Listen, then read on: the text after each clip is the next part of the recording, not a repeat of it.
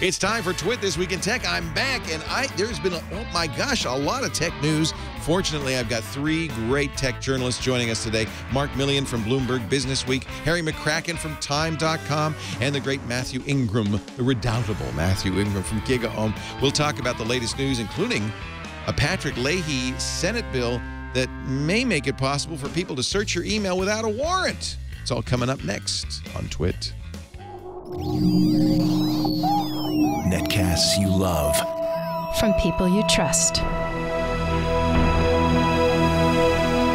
This is TWiT.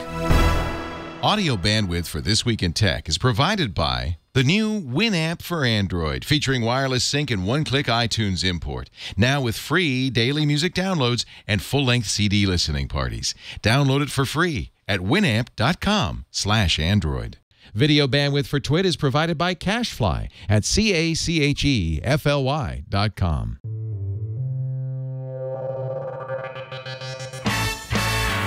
This is TWiT, This Week in Tech, episode 381, recorded November 25th, 2012, the Metroid UI. This Week in Tech is brought to you by Stamps.com. Use Stamps.com to buy and print real U.S. postage the instant you need it right from your desk. For our special offer, go to Stamps.com, click the radio microphone, and enter TWiT. That's Stamps.com. Use the offer code TWiT. And by Ford, featuring lane keeping and adaptive cruise control technology, both designed to improve the overall driving experience. Check out these available systems on the 2013 Ford Fusion and learn even more at Ford.com/technology. And by the new Squarespace. Squarespace introduces a new content management system, making it faster and easier to create a high-quality website, blog, or online portfolio. Plus, more than 50 new features, including mobile responsive designs. For a free trial and 10% off your first purchase, go to squarespace.com and use the offer code TWiT11. And by Audible.com. Sign up for the Platinum Plan and get 2 free books. Go to audible.com/TWiT2 and get a copy of Brandon Sanderson's Legion absolutely free at audible.com/Sanderson.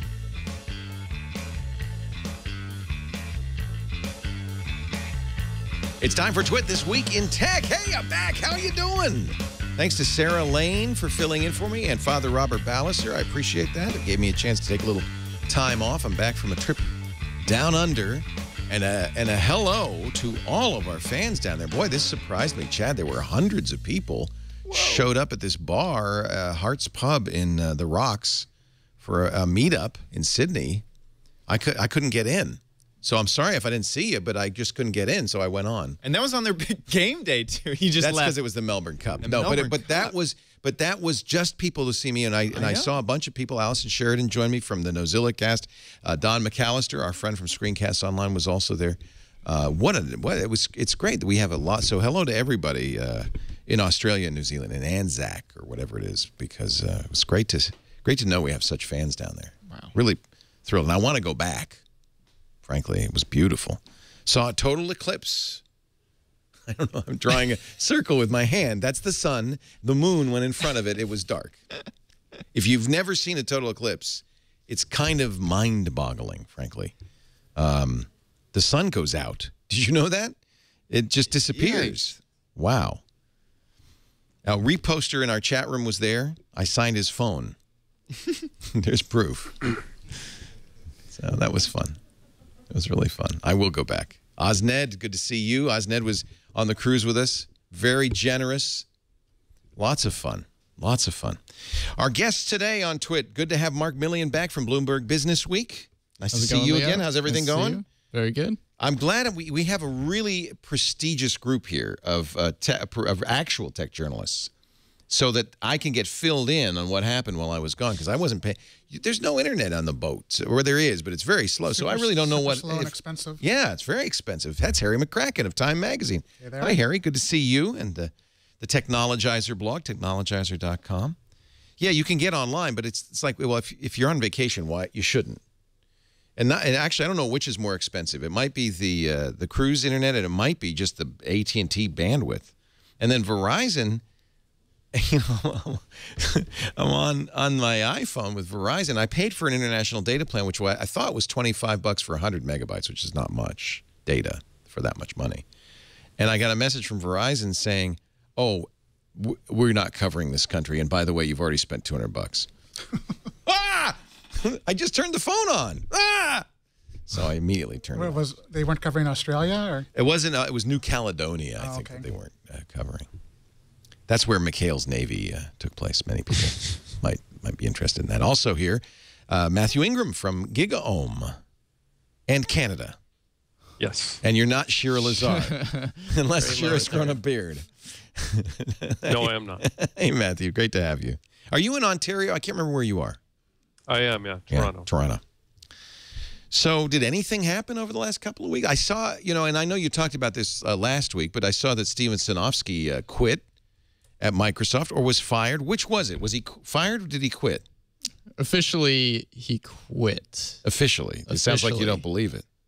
Well, it's this sort of the mass exodus of the supposed jerks is how they're painting it after forestall. And that's what McCracken said. It's like he was forestalled. Well, it sounds like they didn't beg him to stay. Maybe that's the way to put it. Was that the story that Sinofsky wasn't a nice man? Right. Yeah. I mean, just that he was sort of very cutthroat within the ranks. There was some of my colleagues did a Business Week story about how there was the old Microsoft was each division fought for their resources and it was even encouraged to go and poach people from the other divisions to sort of build up your group, and it was very competitive.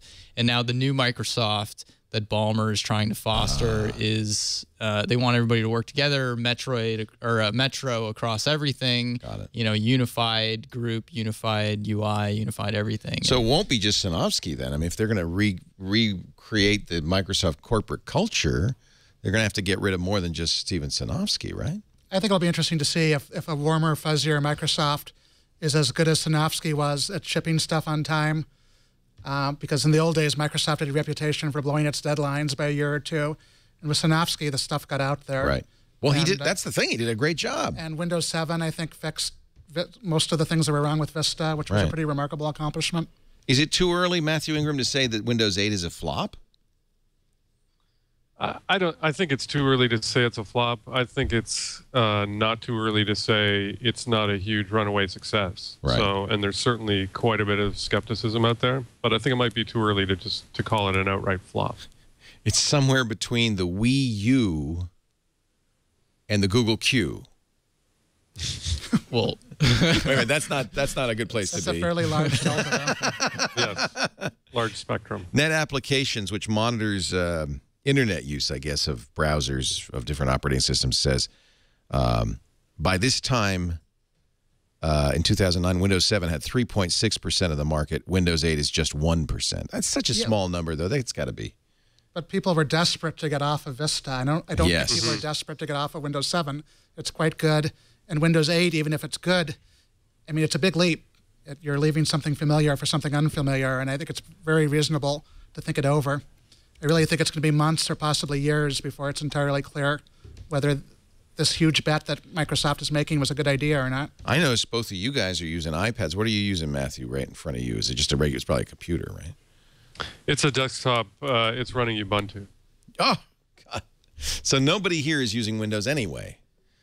I actually went out shopping yesterday because I'm in the market for a new laptop, and I went to Best Buy and Office Max. I'm thinking I want to get a Windows 8 computer, but there's just so few options out there. I want something like a MacBook Air, but with Windows 8 on it. There'll be some really good choices. Asus has a nice one. Windows 8 is out, right? Yeah. And there were like 3 models that I could choose from. So that is a big difference, because in the past, Windows 7 came out, you'd have all these new. Well, tons of interesting machines were announced, but there have been some stories saying that it's surprisingly hard to find them. That's weird. I wonder why that is. Is that maybe the OEMs being a little slow to the market because they're mad at Microsoft over Surface? Well, there are a number of theories, one of which is that Intel has been slow with the chip they need for Windows 8 tablets, although Intel denies that. That is a struggle that's been going on as long as I've been covering tech, between hardware and software, and particularly between Microsoft and Intel. I can remember going to interview Andy Grove almost 20 years ago, and him bitching about Bill Gates not keeping Windows up. You know, we're making 32-bit processors, and these clowns are still doing 16-bit Windows. I mean, it has always been that way, one way or the other. Software blaming hardware or vice versa. Paul Alini is retiring in May. I don't know if that's germane. He's the CEO of Intel. Who do you get to run that? Oh, I'd hate to be the... I don't know. That's a tough... Do they ARM is eating their lunch, right? I mean, the ARM processor as sort of like this hippie co-op, but the ARM, the company, is a very small, Yeah, but everybody's using ARM processors. They're maybe making them with Samsung. So everybody's eating their lunch. Yeah, yeah, it's more like that. There's no, there is no ARM. Hand in hand with ARM. I mean, in the past, Intel has always been run by people who have been at Intel for 20, 30, 40 years. Newegg, a senior executive at Newegg, says the Windows launch is not the explosion we had planned for, but it's slow and steady. If I'm buying a new computer, I think I'd buy Windows 8 because the desktop is still there. Windows 7 is still under the hood. It's just a new start screen, really, right?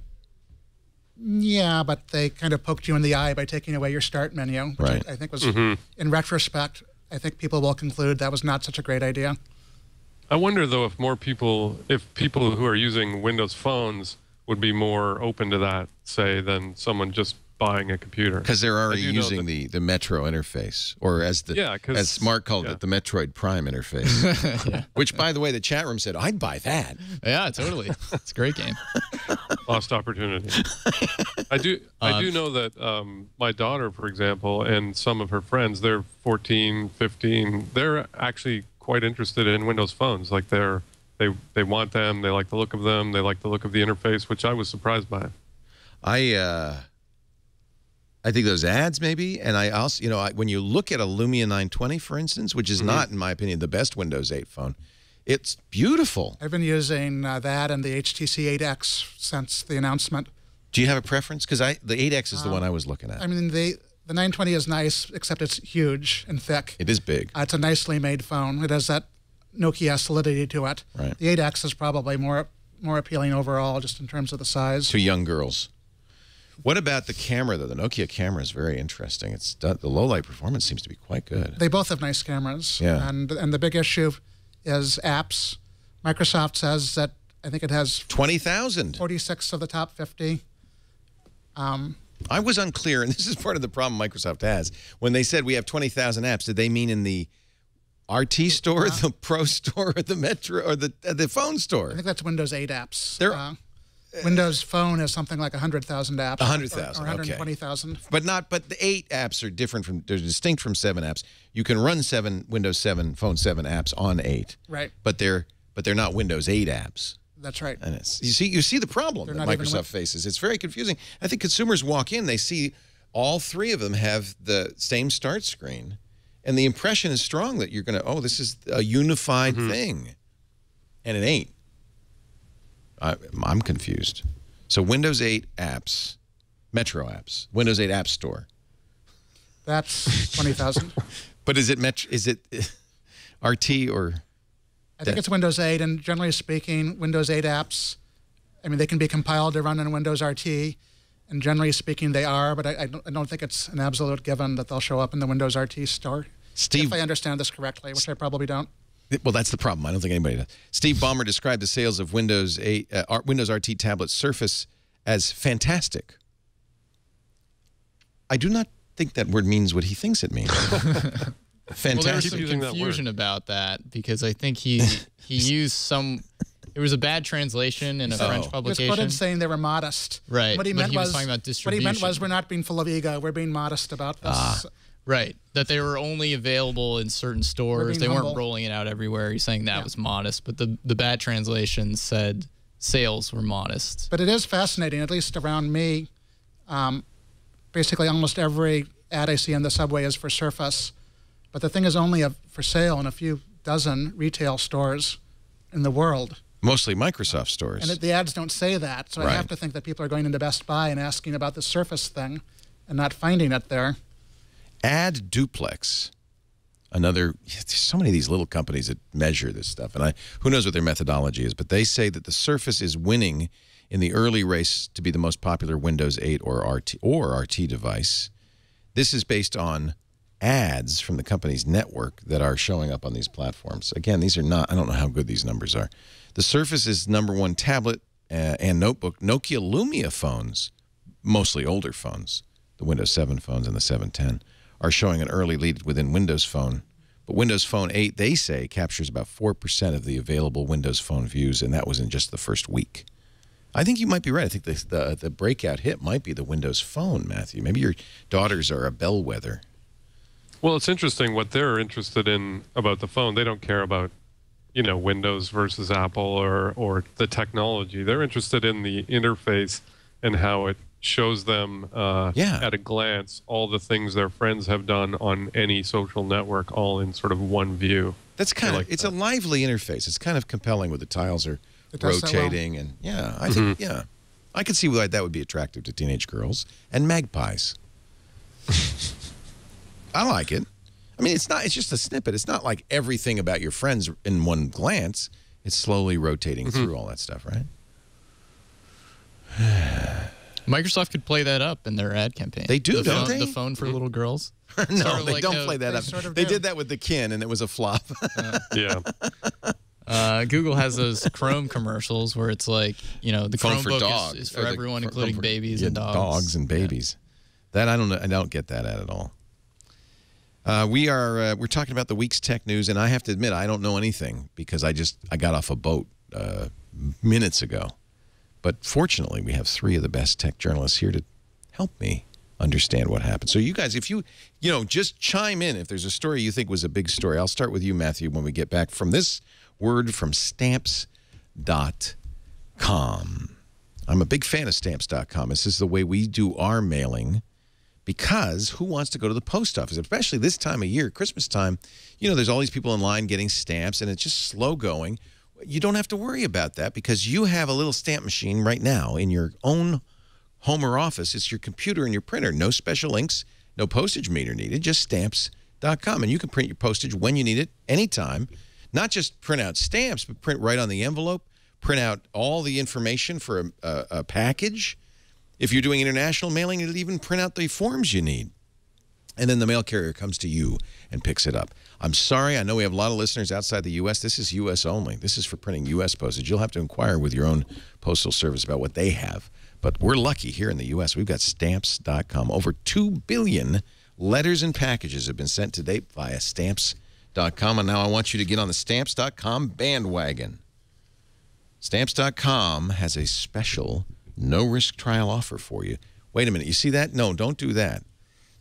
It says it's an $80 value. Click on the radio microphone. Just click here on the upper right-hand corner, and then enter promo code TWiT and press go. And let's see, $80, $110. Look at that, $55 in free postage, a free digital scale. You just pay shipping and handling. It's about $5.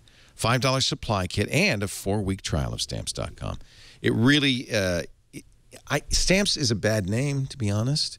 Because it's not about printing stamps. You kind of get that feeling. It really is about handling all your mailing needs, even things like, automatically sending emails to the recipient saying it's on the way. If you're an eBay or Amazon or Etsy seller, PayPal seller, this is fantastic for you for your fulfillment. It turns you into kind of a fulfillment house, easily, simply, affordably. Stamps.com. We thank them for their support of This Week in Tech. So this was completely out of the blue, and I want to understand this a little bit better. Google and Dish Network offering wireless internet. Matthew, can you explain this to me? What's going on here? Does anybody know? I haven't actually been following that one, but I think it sounds fascinating. I mean, it's surprising to me that Google has sort of waited this long to do something like that. I think there's a market opportunity there. Whether that's going to work or not, I don't know, but Dish is definitely planning something. I think that the Google part is not official, but Dish wants to launch a wireless service. Using their satellites? I mean, because DirecTV did this, and it's crappy. I mean, no, Dish wants to do basically a phone service with, they're getting Spectrum to do it. So but is it towers? You mean there'll be like a cell phone service? I believe Dish wants to become a cell phone company, essentially. Boy, that's Charlie. He is. Yeah. He is the EchoStar guy. Yeah, I mean, he's ambitious. He's daring. He'll do anything. He'll That's irritate anybody. He'll compete with anybody. Charlie Ergen, who's the head of EchoStar, which is the Dish parent network, is a madman. So why does Google get?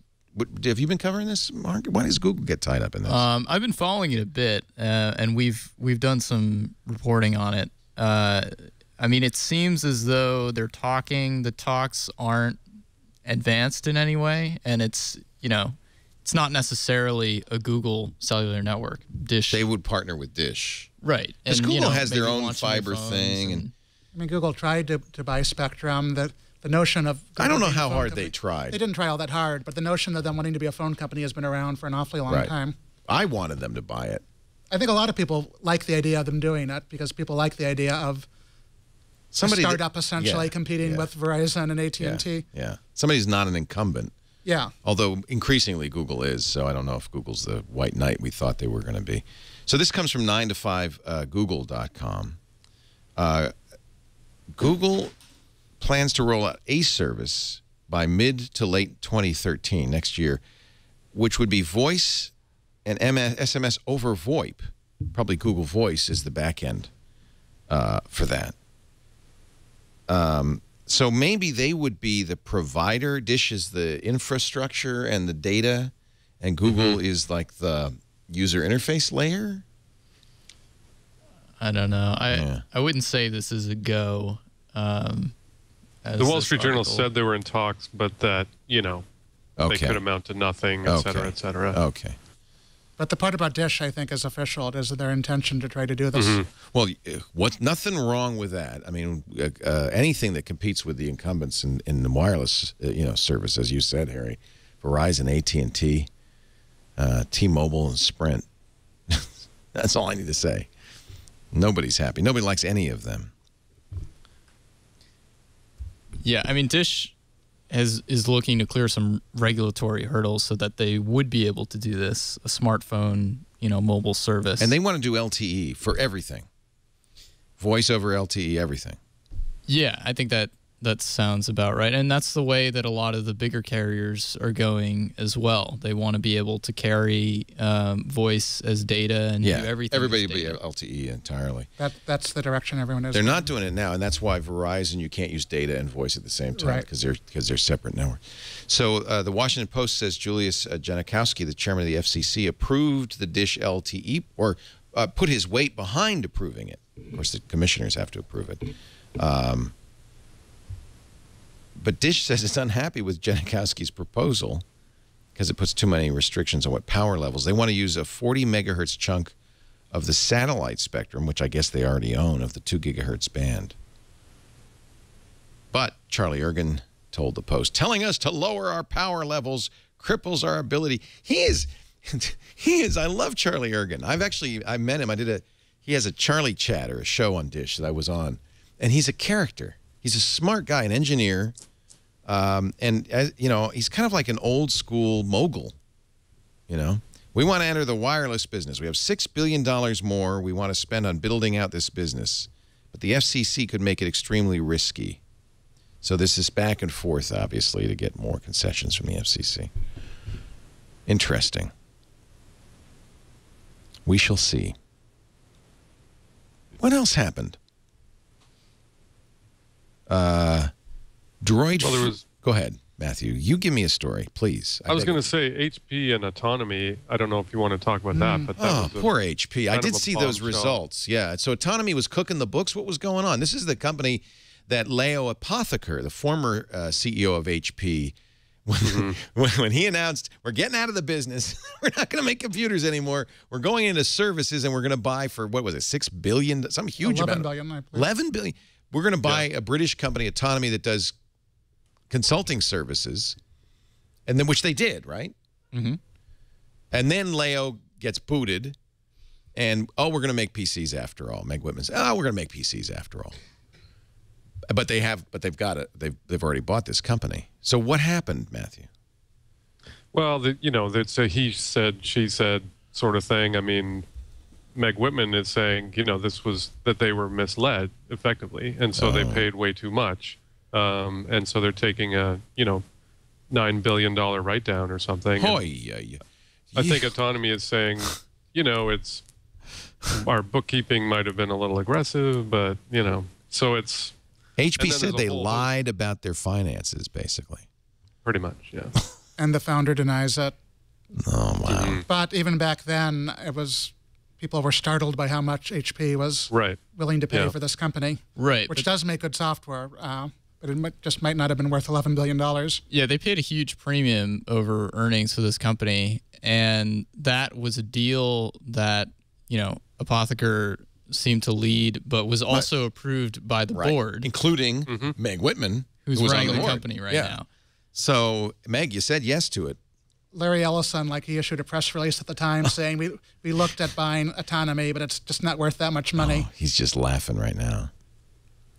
Larry thought Leo Apotheker was an idiot, right? And then... pretty much. Yeah. Larry thinks everybody's... He thinks everybody's an idiot. And he thought that HP were idiots for getting rid of Mark Hurd. Right. Yeah, well, he was a Mark Hurd fan. Right. And HP fired Mark Hurd over a sex scandal. Mm-hmm. And Larry hired him. Have they rehired him? Oracle. No, Oracle hired him. That's right. He's the president at Oracle. He's president of Oracle. Yeah. It just seems like HP, you know, I remember someone said of a bank in Canada at one point, they kept having to take write-downs. They're the bank most likely to walk into a sharpened stick. You know, they just can't seem to do anything without just screwing up. So it's not just autonomy. They took a write-down for EDS as well. Yeah. And a $900 million hit for a Palm. Remember, that didn't work out so well. So it's a total of, hold your breath, $17 billion in write-downs in the last 3 months. Yeah, and their core businesses and their latest results, none of them look great at the moment. They're deteriorating, yeah. PCs, printers. So was Leo Apotheker right? Should they have gotten out of this business? Or is Meg Whitman just not leading the parade? Well, poor Meg is sort of having to deal with with decisions made by all the other folks before her. On the board. But the board, you know, 10 of the 11 directors approved it, right? Mm-hmm. So it was, I don't, you know. The CFO got up and said, I cannot support this acquisition. And so Leo was unhappy with her. But a week or two later, Leo left and she hung around. Oh. But the CFO was not pleased with the idea. And I've been reading, foolish me, I've been reading People magazine hoping for better gossip. This is good stuff. This is almost as good as the John McAfee story, which we're not going to do because it's not a tech story. But what is going on in Belize? That is crazy stuff. Unless you're interested in bath salts technology. All I can say is read John's blog, the Hinterland. It's called the Hinterland blog. And it's great that a guy who's on the run, you know, from the military supposedly and is in hiding is writing a blog. He's blogging. I just find that fascinating. Don't you have better things to do? I don't know, like come up with a new disguise or I don't know. It's whoismcafee.com if you want to. He said he pre-wrote a year's worth of content, so in case he runs into any trouble, the blog will go on. He's got some posts scheduled, like top 10 reasons why you should, you know, fill the blank. And there's a graphic novel coming out about his adventures, too. Wow. Yeah, there is. It's right here. There's a picture of him on the front of the blog. Chad Esley, who is a cartoonist, is doing a graphic novel called The Hinterland, the true story of my unusual friendship with the antivirus king.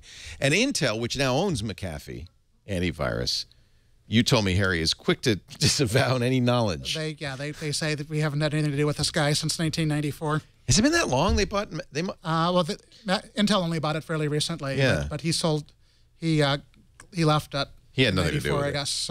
94, wow. It merged with some other company and it became Network Associates. And they actually changed their name. They got rid of the McAfee in their name. And then a few years later, they put the McAfee back into their name, which they possibly have come to regret. Network Associates, that's right. They were Network Associates. I was just reading in Wikipedia before the show, he was at Lockheed and got a copy of a virus, a Pakistani brain virus, and reverse engineered it and wrote an antivirus tool and kind of got into the business that way. Well, I don't know what the story is, so I'm not gonna, I don't even know what, wouldn't even know where to begin on that one. Mathew Ingram is here from gigaohm.com. Got anything coming up you want to plug? Any great conferences in the near future? We've got some coming in the spring. Nothing that soon, but coming in March and April. I think Ohm is off to Paris for Le Web by now, right? Mm-hmm. And you're not going there, huh? I am not. No. Yeah. Are you going to that, Leo? I was invited. We went the last 2 years. I love it. It's my favorite conference because it's Paris. Yeah, I've never been. Yeah. But I just got back, and I really couldn't say, oh, yeah, I'll be here for a week, and then I'll see you. I'm going to Paris. So, no, I'm not going to go this year. I feel bad, but because it's fun. You know who goes every year is Marissa Meyer, because that's where she got engaged. And this would be an interesting year to talk to Marissa Meyer. At Le Web or in Paris? In Paris at Le Web. Oh, okay. Yeah. Wow. So she's told Loic, she says, I'm going every year because this is where me and my husband got engaged, and they go together, and it's very, it's Paris, it's romantic. I guess Sarah Lane is going with MG Siegler, so we'll have some coverage. Of course they are. Yes, of course they are. Everybody who's everybody is going, except me, you, Mathew, Harry, but everybody else. My path photos will be filled with MG and Sarah's shots. I know. Isn't that funny? Okay, so you follow on Path as well? Yeah. I know. For some, the people you follow on Path, and it's a small handful, and not most people don't post anymore. You know, Path has kind of become kind of like everything else, something. Ghost town. Yeah, ghost town. But the people who post, they're very active, and it's like you just feel like it's a travel log. I'm watching Sarah Lane, Kevin Rose, like a travel log of their life go by. I've been on Windows Phone, so I haven't been on Path for a few weeks. How do you survive? Instagram, I miss a lot. Path, I've managed to do without. Well, there's always one. Instagram. How's the Facebook experience on Windows Phone? Is it pretty good? Well, I don't think the Facebook experience is very good on any mobile device, but it's no worse on Windows Phone than on others. No worse. High praise. Path is beautiful. Is there anything else you miss on Windows Phone? Instagram is the big one. There are Google Plus. No. Google Plus. Is there a good Twitter client? Yeah, there are several of them. There's one called Meadow, which I've been using. There's a great Foursquare client called Fourth and Mayor. But not an official Foursquare client. There's also an official one, but the unofficial one is even better. Even better. Okay. There was a bit of a controversy with Twitter and Windows client Tweetro, I think it was called. Yeah, Tweetro. I use Tweetro on the tablet. Ran into the API limit. Oh boy. And Twitter basically said, "Yeah, sorry about that. See ya. So long. Wow. Thanks for playing." What is going on there? Seriously. Twitter they are taking control of their ecosystem. And they don't have a Windows 8 client yet, which I think is the major factor. Mark, not Mark, Nick Bilton, who was here the last twit before I left, November 4th, is writing a book about Twitter. And I can't even imagine trying to keep up with everything, the changes, the new business model, the business model of the week. I don't know how you'd write a book about it, but he says, no, it's great. You know, there's plenty to talk about. Lots to write about. There's no doubt about that. There's lots to write about. All right, we're going to take a break, come back with more. Mathew Ingram of GigaOhm, from Time.com, Harry McCracken, and the Technologizer blog, and from Bloomberg Business Week.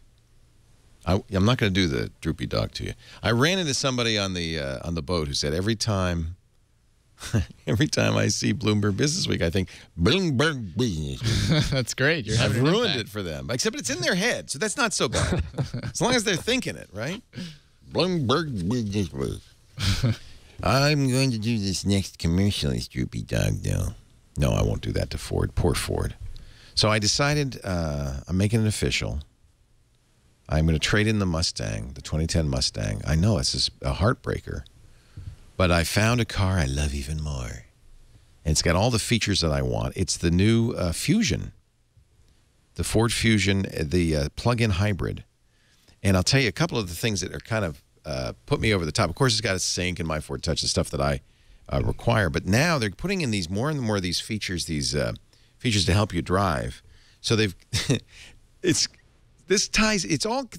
a narrative here somewhere. I would like to write this book. There's a narrative in here somewhere, because I remember talking to when I went to the Silicon Valley when they opened their Silicon Valley office a few months ago. I went there, and they said we see the car as a platform. Like Windows is a platform. It's a platform we want people to develop for. So what we're doing is putting sensors in this car.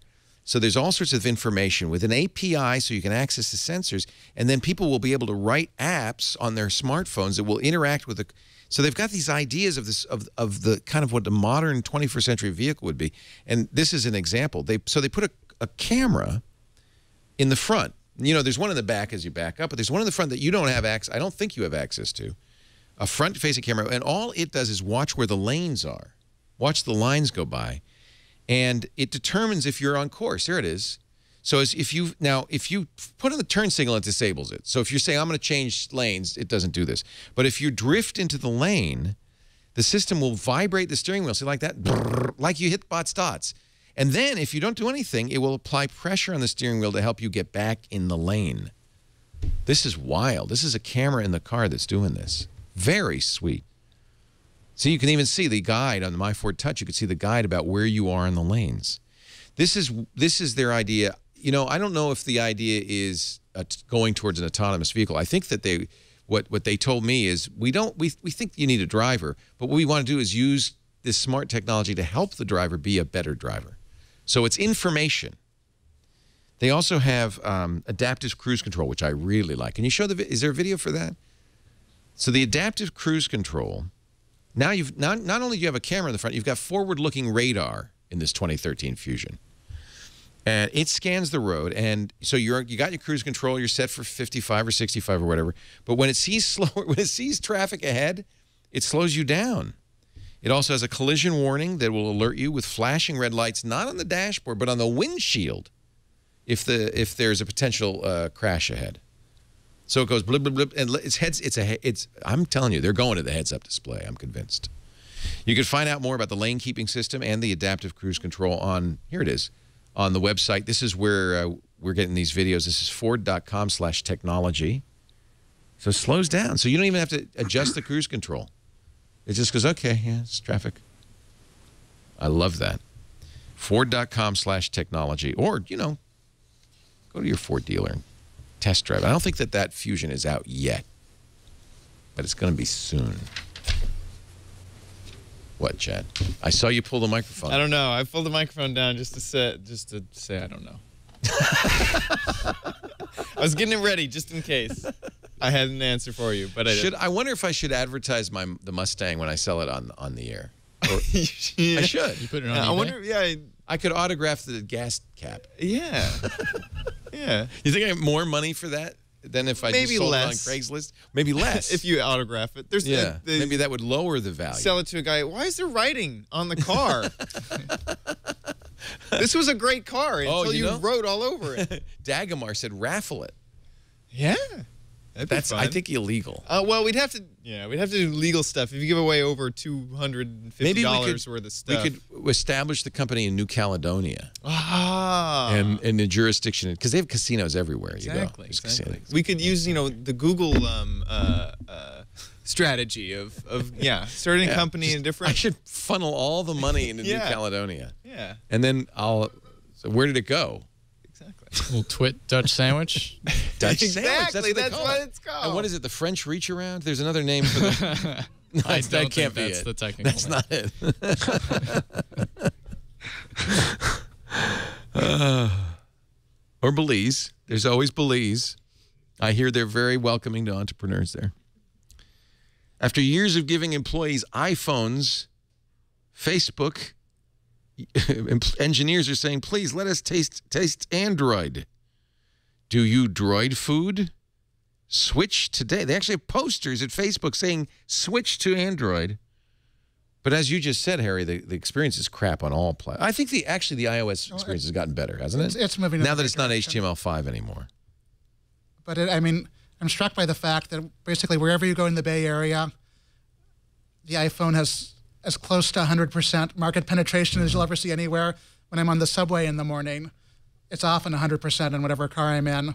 And so it's not surprising that at Facebook, it must be extremely high.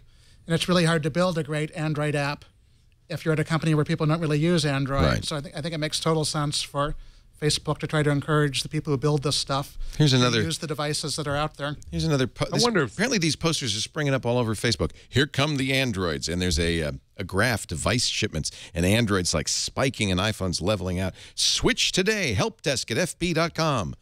They'll give you an Android phone. They have to beg people to switch. I think they're basically just looking at, market share numbers and thinking, we've got to be open to this market. I know friends and acquaintances are thinking about Android. They're looking at the devices, or they're mad at Apple, or they're sick of the walled garden or whatever. I think it's increasing. Well, and now Facebook has a better relationship with Apple than they do with Google. So I think this is just purely a numbers game that they don't want to ignore a platform that has so many customers using it. Right. That makes sense. They have. I like the bug reporting tool. They call it Rage Shake. So you have an early version. They force whichever platform you're on. They force you to have the latest beta, the early version. And if it crashes, employees violently shake their phone, and it automatically logs the current state and sends details to the bug squashers. I think everything should have that. Apparently, the Google Plus team does that too. And now they say they have access to end users. Has anybody done a Rage Shake on Google Plus? I think everything we use today. God, wouldn't it just feels good. It feels right. The iPhone has that shake to undo, which a lot of times I'll activate by accident, just like accidentally. I do putting that it back all the into time. my pocket. Well, that's not good. Shake to undo? I didn't even know it had that. Yeah. Yeah. Like undo what? Anything? Like text text. Like typing you enter text and you want to undo. Yeah. You got a good shake. It's very vigorous. I'll have to try that. So MySpace, while I was gone, came up with another plan. Now Justin Timberlake, the picture appears everywhere when you talk about MySpace. But is he really? I mean, how much does he have to do with this? Is he really running MySpace now? He is an investor, I know. News Corp bought it and sold it last summer to. Oh my God! So News Corp bought it for $580 million 6 years ago. They sold it to Specific Media last summer for $35 million. There's a write-off. Specific Media is a private company owned by the Vanderhook family. And then they took new funding from the people like Justin Timberlake. But I think they're using him as the poster boy. So get this. Since December 2011, MySpace traffic is up 36%. How could that be? From a relatively tiny base, though. But they did a redesign. It doesn't look as ugly. It's actually not bad looking. Looks like Pinterest. Right? Still going to lose another $25 million this year. So they have a new plan. The new plan is to raise $50 million. That's my plan as well. Then move to Belize. No, that's my plan. Their plan to raise $50 million and then take it. They're pitching this as an alternative to Pandora and Spotify. $10 million will go to marketing. 15 to 25 million to licensing deals with the music labels. 15 to 25 million, which, by the way, this adds up to more than 50. But okay, will be reserved for general working capital, and then we'll go to Belize. They're going to run right against a buzzsaw called Apple Computer, which everybody says is going to do a Pandora, right? Yes. I believe that. I believe that. And they have the deals. They're the ones that can do it. Yeah. They have to do it. Do they? Yeah. I just think it makes a huge amount of sense. They, like you said, they have the deals, they have the arrangements, they have the audience. It's clearly what people want. If you look at Pandora and Spotify and others, they would be crazy not to do it. And it's what the music industry wants. If there's one company the music industry does not like, it's Pandora. Really? Right. I mean, Tim Westergren says, "Hey, we pay 60% of our profits to the artists. They're pumping money into the system." Right, but they don't have any deals with the music companies. They go through the sort of legal radio royalties. So it's not like Spotify or the other Mog or Rhapsody. Right. Spotify in particular, which got a huge, which paid out a huge upfront, money to the record labels in order to launch in the US. And Spotify gives money to the record labels as licensing fees. Cut deals with each label. Well, Apple would obviously do whatever the record industry wants. So you think what you're saying is the record industry wants to kill Pandora with an Apple product, or some competing product. No industry wants anyone to have a monopoly. So Spotify has a radio program, RDO Mog. They all do. Well, why has Apple resisted this up to now? Because Apple really could have done this years ago, and they've never said. They've always said, well, we don't believe in a subscription model. Well, there's two different things here. There's radio, which is Pandora, and then there's a Spotify-style $10 a month, all-you-can-eat subscription, and they've done neither. Right. The one that we've reported that they're working on is the radio, for sure. That they're in late-stage deals for the radio. The subscription service, I mean, they're sort of a half step there with iTunes Match, and you pay $25 a year, you get to stream your But it's only your music, device. Not like Spotify where it's all 16 million songs or whatever the... Right. Yeah. They haven't really indicated that they're looking to get into the sort of all-you-can-eat subscription. Why would they want to get into radio? Because they see that Pandora is taking over. I mean, Pandora... Bigger than Spotify? Way bigger. Pandora's way bigger. Yeah. Oh, that's it. Yeah, I use them a lot usage, more, but I thought that was just me. No, it's most people. Is that because it's easier? You just turn on a station and then let it play it for you? It's more like real radio, as opposed to Spotify, where you have to put a playlist together and play it that way. Well, they have radio totally. now. I mean, most people, people like radio. Radio itself, old-time radio, was a much bigger market than purchasing vinyl or CDs. People just like to turn it on, and especially if they can say, punch in one time, here's the artist that I like, and then just, play a bunch of different stuff for me. I want to hear something new. Pandora is U.S. only, so when you say it's bigger than Spotify, you mean in the U.S.? They operate in at least one other country now. I'm not sure which, but yeah, they have a smaller global footprint. And they are in cars, somebody in the chat room pointed out, so that's an advantage. And, on all mobile phones, pretty much. You don't need to subscribe in order to listen to Pandora on your iPhone. Matthew, do you use Pandora in Canada? Are you... They don't operate do in Canada. Okay. So do you use a radio service, or what do you do for music? No, I don't. I just have iTunes. You own music. I do. It feels more and more old-fashioned to buy a song for 99 cents. I think it is. I wonder if Apple didn't just, wanted to wait and see whether streaming was something that enough people wanted to do. I must admit, I was skeptical about it, that many people would want to. I thought the sort of ownership that people would want to have, these are my songs and they live here, as opposed to just I get to access them. And I know Fred Wilson has argued for a long time that streaming, would become the way people want to experience music, and he seems to be right. It does solve the piracy problem too. Another reason the music industry prefers it. They don't have to worry about you stealing music or giving it away or anything like that. And everybody pays money. It's like it's an annuity. We're going to get $10 from everybody a month. But I mean, being conservative basically has worked for Apple really well. Right. If streaming was so obviously superior as a business, Rhapsody would be doing more fabulously than it is and have way more users. And Apple would not be dominating. Apple has managed to dominate the music business by selling downloads up until now. I do agree that it's not a given it will be able to do that forever. Well, now that AC/DC is on iTunes, I think there's... So this is interesting. And it's funny because when I heard this on the boat, I like AC/DC. And they did the same thing they did with Led Zeppelin, where it's $99 for all their studio recordings. I don't know how many songs that is. And then if you want all their studio and their live, it's $149.99. And I clicked buy. And then I went, no, wait a minute. Why would I buy that? Because I'll just listen on Spotify or Pandora. I actually have an AC/DC. That's actually an interesting point. There's been an AC/DC channel. I've been listening to AC/DC and the Beatles on Pandora for a long time, even though you couldn't buy their music until recently. So there's an interesting point.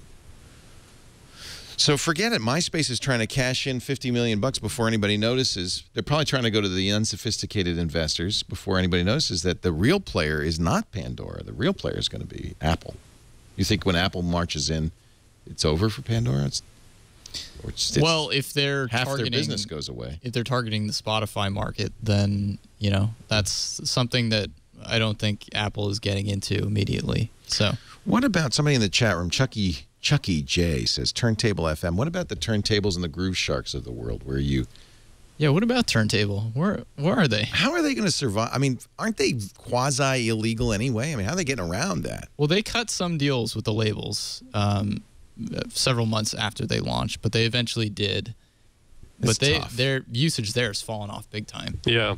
I remember everybody at one point was talking about Turntable. Everybody was in a room, and I haven't heard about it in months. Isn't that funny? I guess because everything ended up being dubstep. Yeah. You could start on a country and western station, and it would be dubstep within 10 songs. But it's also like, draw something, or, I mean, remember when everybody was doing that? Yeah. And then, Yeah. OMG Pop. What a deal that was. Mm-hmm. So Pandora's been doing a trial service in Australia and New Zealand. So you could have gotten off the boat and loaded up some Pandora. I could have. Now, they have supposedly secret sauce, the Music Genome Project. That's actually how it started. Tim Westergren said, we're going to get a bunch of musicians, listen to a bunch of music, and classify it based on a bunch of features.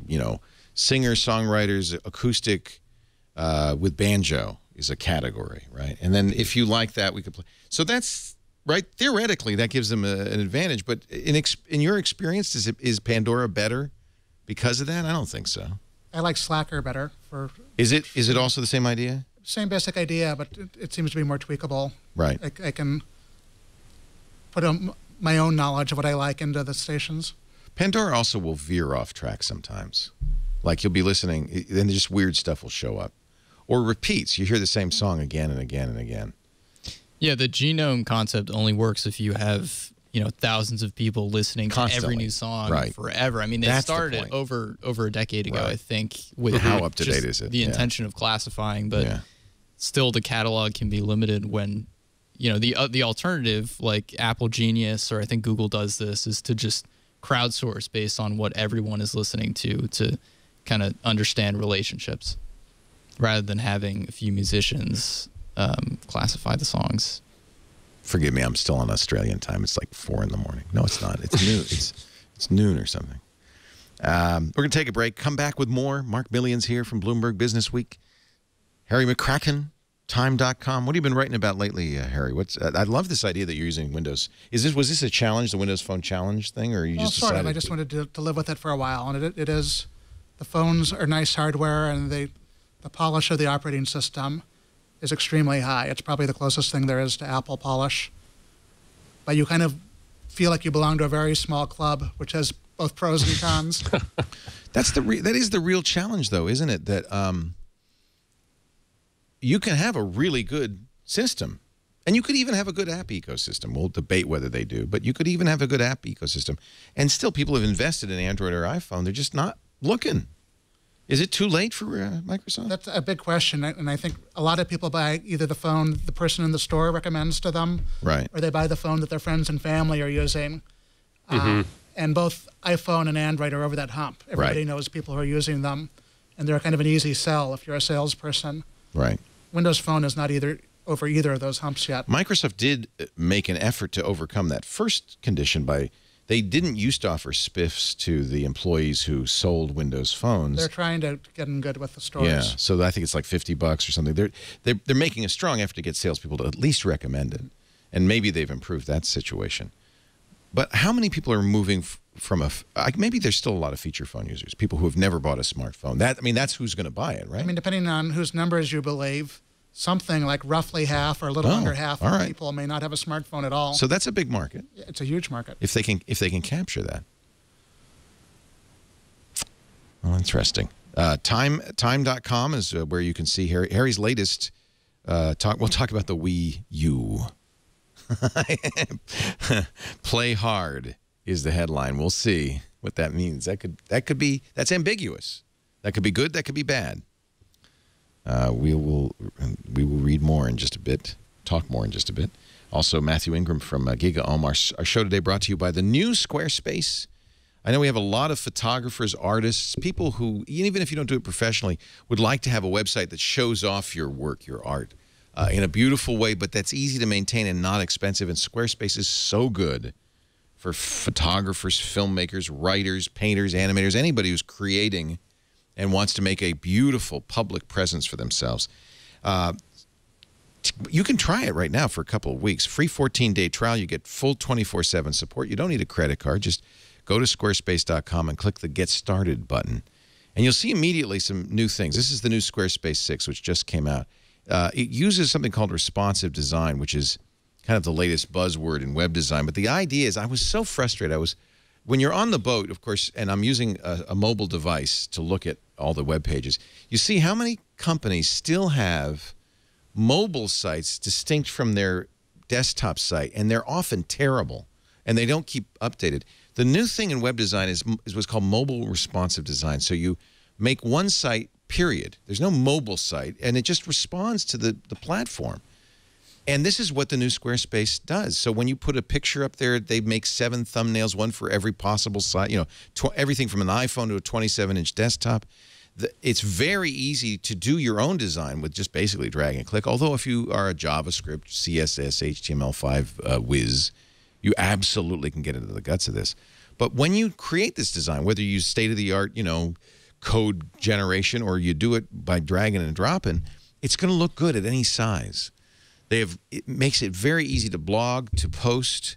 They have tools to integrate into your Flickr, your Twitter, your LinkedIn, your Facebook. They even have Google Maps integration, which I think is so cool.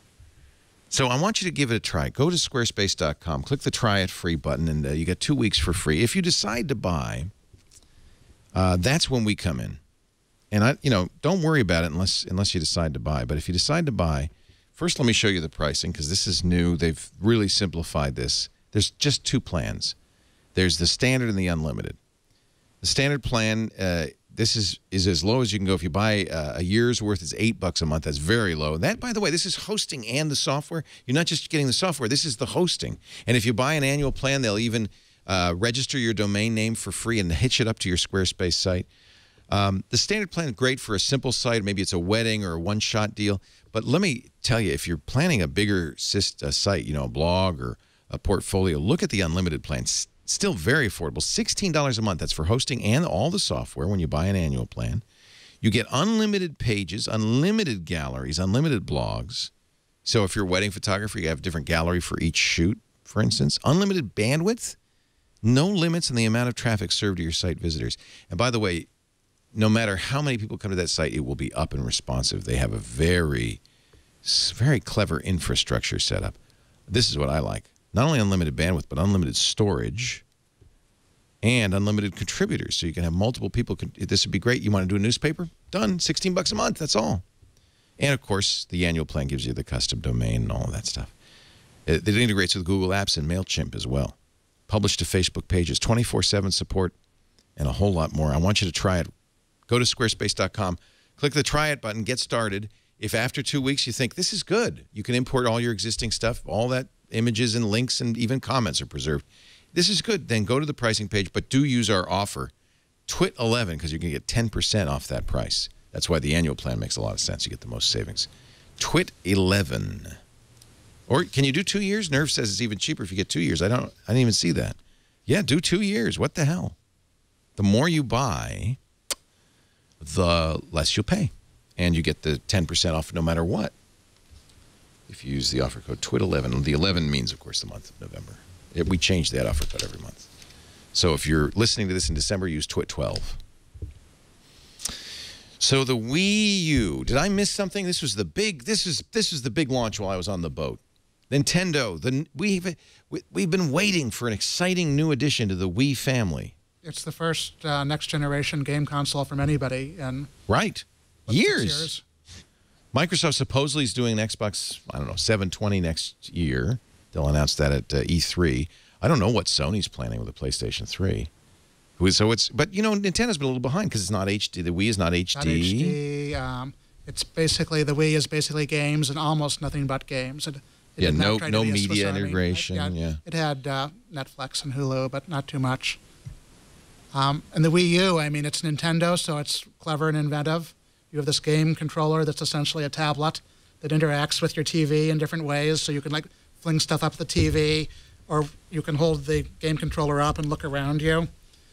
I look at the Wii U ads though, and I think this doesn't look that compelling. I don't want to use a stylus on a tablet while I'm playing a game on the big screen. I don't even understand that. It's a somewhat hard concept to get across.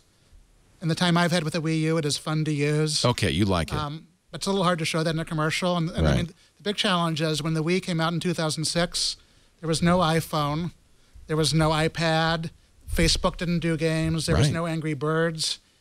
If you were kind of a casual gamer and you wanted to do casual games, you bought yourself a Nintendo console.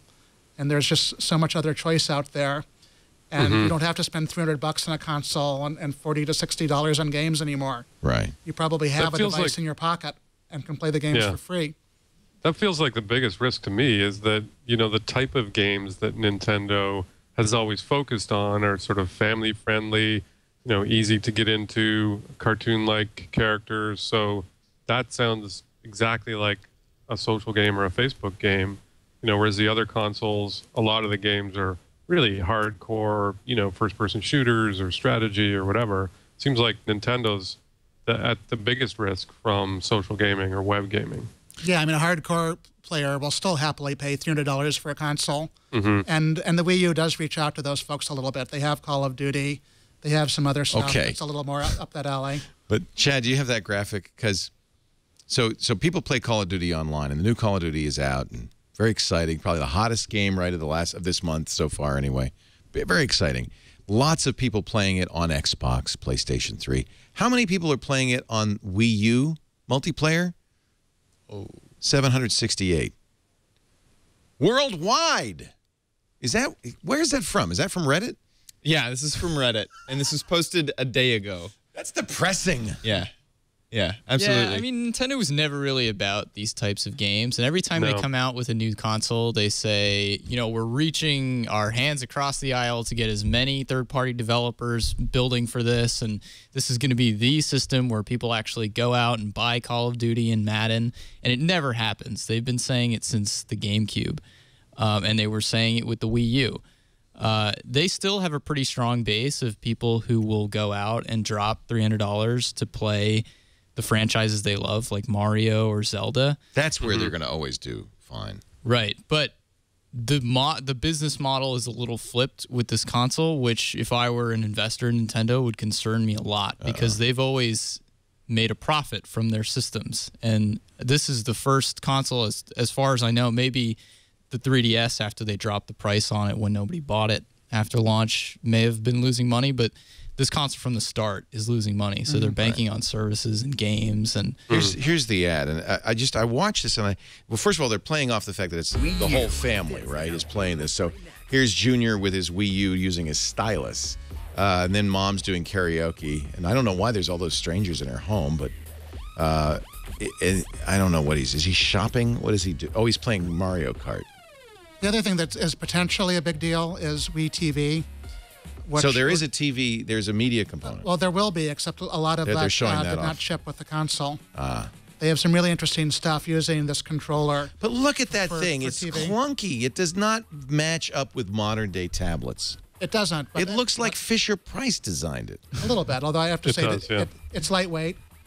It is light. Yeah. Because it's hollow. And the latency, is, at least when I've used it, has been very well done. Oh, so that's interesting. Yeah, so is it Bluetooth? How's it connecting to the Wii? I'm not sure, but granted, when I've used it, Nintendo has set it up, so it's not Right. a living room test. Yeah, I used it at CES, and it seemed fine. But it's very real time in a way that is pretty impressive. I was just using it over the weekend at my buddy's place to play the new Mario game, and it's as you described. There's almost no latency. It feels. I mean, for a family with one big screen TV in the living room, and dad wants to come in and watch football, the kids want to keep playing Mario. That's a pretty smart solution to that problem. What? How? Because the kids Because play it you on the can Wii keep U. playing on the tablet while Oh yeah, the kid's somebody gonna like switches that. TV. I mean, Play on the But tablet. this is kid. what they do with iPads now. Right. They'll just play on the tablet while Right. something They're else used to is that. up on TV. Yeah. and it's pretty clear that within the lifetime of the Wii U, there will be many games that use a tablet and the TV. There already are, if you have an Apple TV, there already are some games that do something at least vaguely similar with your iPad interacting with the TV. Yeah, that's the second screen thing, right? I have to say, to go back to my sort of internal demographic research with daughters and their friends, no one is interested in the Wii U even remotely. So they're, 13, 14. All they want is an Xbox or a PlayStation 3. Yeah. And the main reason they want it is because they want to play online with their friends, or people around the world. I don't think they care about playing with people in the same room as them. Did they want the last Wii? Because that did extremely well for Nintendo. They did, yeah. My little friend, 9-year-old Michael, has a Wii, has a PlayStation 3. I don't even think he's ever heard of the Wii U. He wants an Xbox because he plays Call of Duty. He wants Xbox 360. Yeah. It's Miracast. It's a peer-to-peer. This is how it talks to. It's a form of Wi-Fi, but a peer-to-peer wireless screencast standard created by the Wi-Fi Alliance. It's an open alternative to AirPlay mirroring. That's what, according to the chat room, that's what Nintendo is using. People keep assuming that eventually Nintendo will do what Sega did and either downplay or get out of hardware and put Mario and Zelda on everybody else's platforms. Yeah, how's that working out for Sega right now? Yeah, they've never been the same. Yeah. Whatever happened to Sega? They're still pumping out Sonic sequels. Yeah, I bought Sonic on the. Go to Starbucks. It's the free game at Starbucks this week on the iPad. Is it good? Yeah, I love Sonic, but it's nostalgia. It's the same reason you play Zelda or you play Mario. It's nostalgia. I miss my my Sega, and Sega, and God, I just miss that. And so, in fact, the Dreamcast was, I think, well, I shouldn't say this because I'll sound stupid, but the best gaming system ever made. The Dreamcast was great. Was great. Loved it. It was a pieneer in internet It ran gaming. Windows CE. There was no 3DO. 3DO, I had one of those too. Loved that. You ever had an Atari Lynx? Oh yeah, There were a lot of good game systems until it was just eaten alive by PlayStation 3 and Xbox, and that was it. It was all over. yeah. And I remember getting the first Xbox, and that was all over. That really was amazing. One last word. By the way, the Dreamcast did have a screen in the controller, as Mike's pointing out in our chat room. Innovative. Yeah. The VMU. Yeah. See? I think people do have this long history of underestimating Nintendo. Before the Wii came out, people said the Wii was going to be the #3 console and that Nintendo should get out of hardware. Right. So while I think it is pretty daunting for them, despite that, I would keep that in mind. People always think Nintendo's going to crash. I think it's a niche player. That's what they said about the Wii, too. But it was a niche.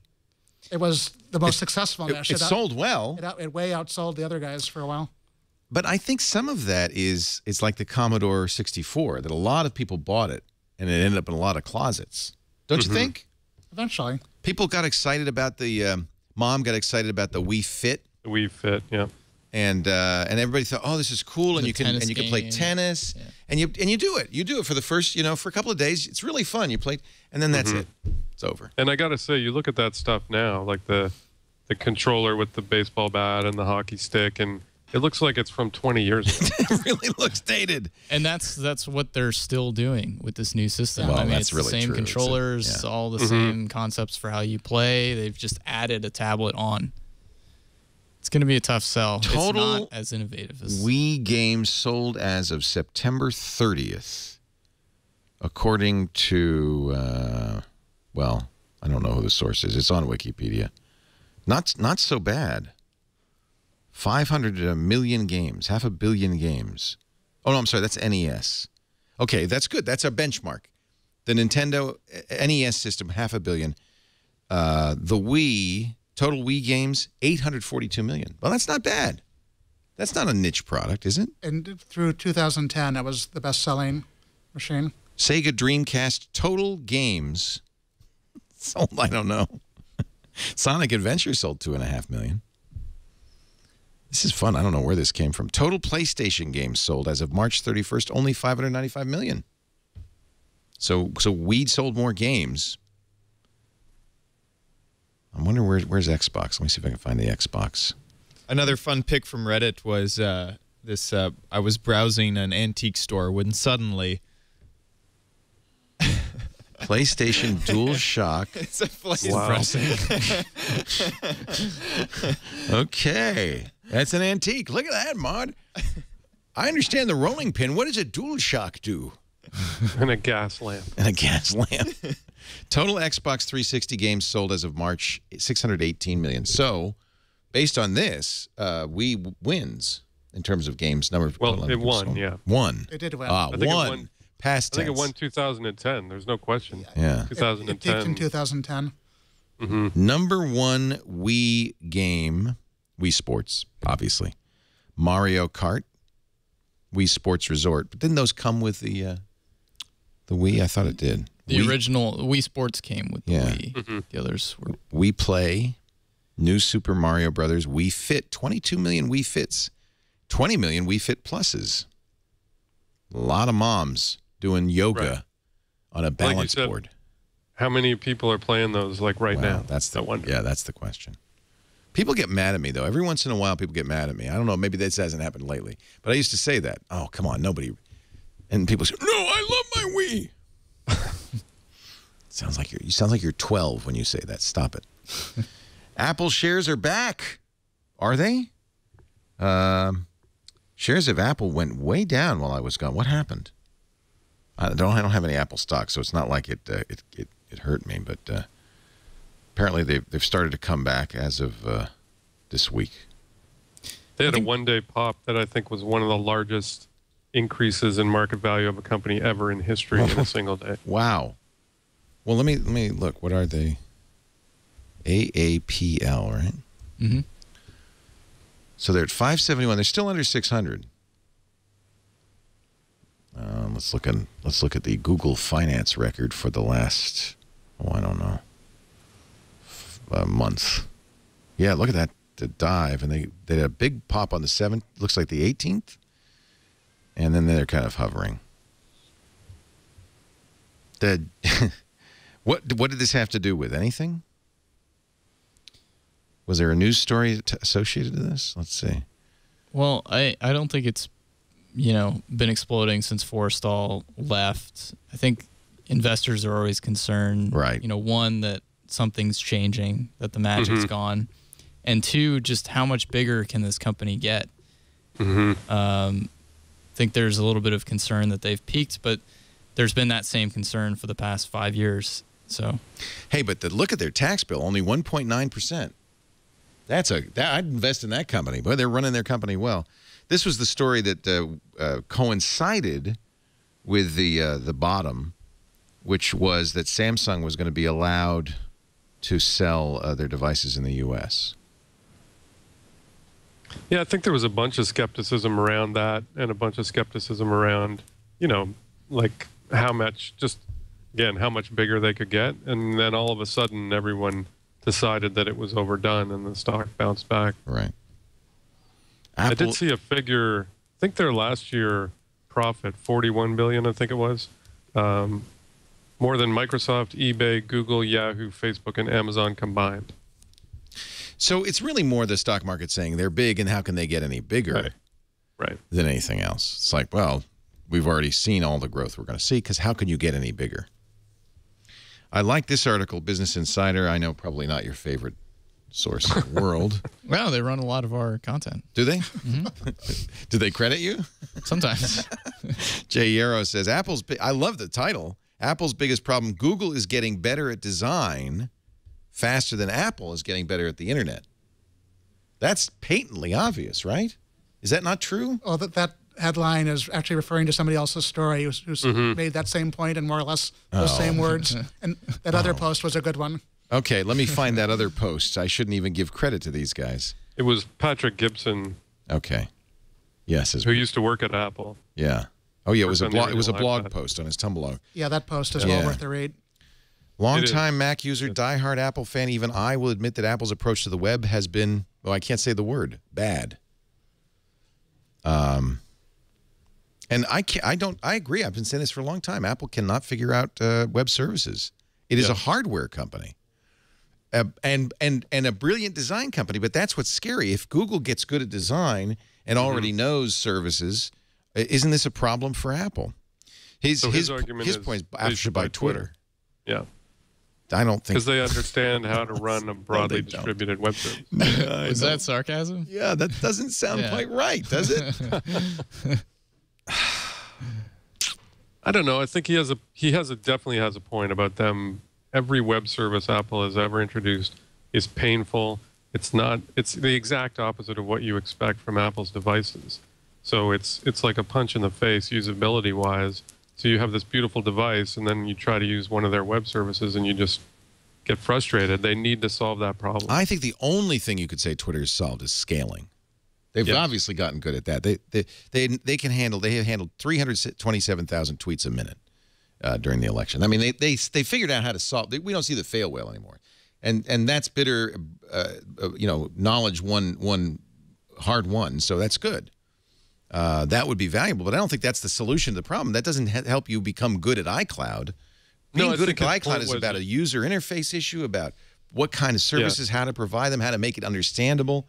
Apple just... If you look at his post, part of his point is that they don't have the talent. Right. They don't have the engineers. They don't have the developers who can do this stuff. But who does? His argument is they could get some of those by buying Twitter. Well, Google does. Facebook does. Google does. Facebook does. They've sucked up all the talent. They're a vacuum cleaner. In a certain sphere. I mean, if you're, a web person or, a social networking person, you're more drawn. There's no reason for you to want to go work at Apple, and Apple provides very little incentives for you to want to go work there. They have this sort of mentality that everyone should want to work at Apple, so why should we pay a premium and bonuses and so when they're trying to expand into, say, internet services, it's kind of hard to attract those developers. On the flip side, point to that article, Google has developed a sort of complex and a disadvantage recently, which I think Apple has the advantage in that it works very well with Facebook and with Twitter, whereas Google is so bullish on Google Plus that... In the realm of internet services, Apple being Sweden can be an upside. Mm-hmm. That may be true, but just having not been a participant. Right. Yeah. And one big argument against them buying Twitter is, well, they don't have to. They have a partnership with Twitter. They have a partnership with Facebook. They're both integrated into their devices. They don't need to buy them. I would just have to disagree that the only thing Twitter knows really is scale. I don't think they've solved any other problems, including, most importantly, how to make money. And also, if you look at the design of their, like a lot of users, just don't like their official apps. Right. The reason that they can't get people to use the website is because it sucks. Mm-hmm. And third-party apps are so much better. And so Twitter's solution, kill the third-party apps. I don't know. I don't think. I would disagree. I would agree with Patrick's thesis that Google's catching up fast, but I would not agree with his solution. Although one huge challenge Google has is that Google is getting better and better at usability, but then they turn Android over to Samsung, and HTC, who screw it up, and even Motorola, who they own, who then undo some of those Motorola's advantages. The worst. Yeah, and the Nexus products are great, but so far none of the Nexus phones or tablets are things that they're selling, by the tens of millions. Matthew, you got to get the Nexus 4 because apparently it works with LTE in Canada. Yeah, that's what I heard. That's a weird hack. I should get my hands on one. It is kind of weird. Yeah, it's a Canada. Powered by maple syrup. But yeah, so apparently it has the capability. Not in the U.S. There's an LTE chip. Even though they don't sell the Nexus 4 as an LTE device, it has an LTE chip, which apparently works in Canada. All you have to do is dial *#, *46366 *#, and shake the phone really vigorously. And this is like the Konami code. Left, right, it is, left. isn't it? Like a video game. Isn't it great? Yeah, I was thinking of the Konami code. Exactly. Up, down, yeah. right, left. It's essentially, LG does the Optimus, and this is a slight variant on that. Ah, so it's it's vestigial chip from the Optimus. Yeah. But it's missing some other components, right? Okay. I think something to do with the processor or the amplification of the antenna. It can't quite achieve great LTE service, so they didn't build that in. Oh, okay. So, my sense of the Nexus 4 is it's not state-of-the-art. There are better, maybe, Android phones out there. It's a developer phone. It's a Google experience. For somebody who is so sold on the plain vanilla Google experience, that's a good choice, or if you're a developer. But for most other people, I mean, I'm using the Galaxy Note 2, which I really like. It's a good phone, but it's not the best. Is it the best? No phone that doesn't do LTE is ever how going to can be you say that? a killer state-of-the-art phone. Right. But then my point is, I guess they don't care. They're not trying to sell a killer state-of-the-art phone. They don't even really want to challenge Samsung or HTC. Well, they wanted to put out one phone they could sell everywhere. One pure phone. Which is tough to do with LTE. Right. Okay. LTE is still too fragmented. Okay. So this story from TechRadar.com. LG admits reason behind dropping 4G and Nexus 4 because it's secretly an Optimus. It's another phone. So, and they told TechRadar this. In order to provide the best possible specification for the Nexus 4, LG utilized the same powerful Qualcomm Snapdragon chipset as in the Optimus, and that's why there's LTE in there. But you have to put other hardware in there, as you pointed out. So it's cheaper. It's in there, but you don't use it. That makes sense. We're talking. Have we finished the Wii U conversation? Is there anything more to say about that? Is that going to take off like crazy? People are going to love that. It's pretty daunting. We'll see. They do have a bit of a window where they're the only next generation console. Right. But there will be another Xbox and there will be another PlayStation. When will we see another? When is there going to be another PlayStation? I think Sony has been kind of quiet about it. Yeah. So, you know, Nolan Bushnell told me in July, he said, no, console gaming is dead. Because, I'm not sure why. Because PCs are powerful enough to handle it. And if you're a real gamer, you get a PC. And if you're a casual gamer, you have an iPad. You have an iPad. And there's no need for a console anymore. Well, you do want something connected to your TV in the living room. That was Chad Johnson, our analyst with the Reddit. The gaming analyst. Gaming analyst. Yeah, he's the only guy who plays games here. So. I'm sorry, go ahead, Harry. I mean, I think you want something connected to your TV in the living room that may or may not be a console. For most people, that's not yet a PC. It might eventually be an Apple TV. But look what happened to OnLive. I mean, bankrupt, right? Because nobody wanted it. Very few people online at one time. It was like 786 Wii U Call of Duty players. So it really, I think you're right, Chad, when you say there was a fork in the road and there's no room in the middle anymore.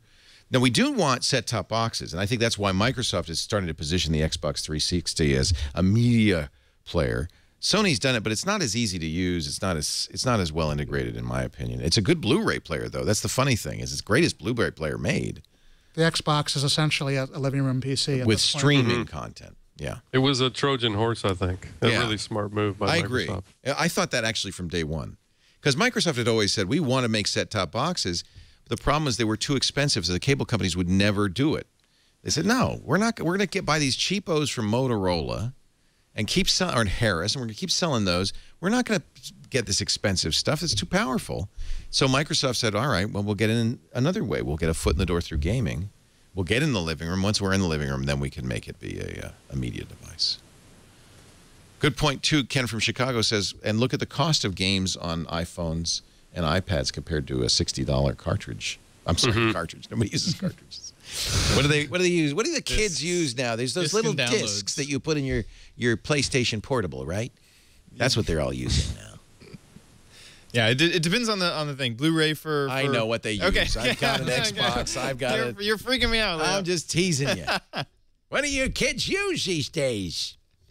Well, I mean, based on the sales of Halo 4 and the new Call of Duty game, you know, console gaming is alive and well, and I think that will still appeal to a lot of people. And the way that the Xbox made itself into a Trojan horse and got its way into the living room, as Matthew alluded to earlier, is they went to the kids who wanted gaming in the living room, and then they shoveled a bunch of other features into there. And I think they can continue to use that strategy to a large extent with the next generation. And I think the piece that people miss so constantly is it's not just about Call of Duty and it's not just about the game itself. It's about the social interaction that comes with Like I look at nephews and friends of theirs using Xbox Live.